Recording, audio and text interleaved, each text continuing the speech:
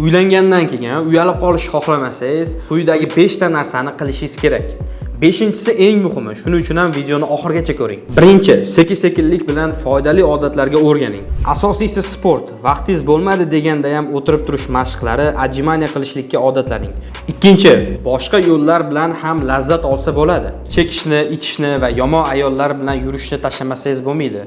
Bu turmush o'rtog'ingiz oldida obro'yingiz tushirib yuboradigan eng asosiy narsalar. Uchinchisi, D vitamini, rux va magniyni profilaktik dozada ichishni boshlang. To'rtinchisi, psixologik tayyorlaning. Endi siz tibbiyotga qiziqishga majbursiz.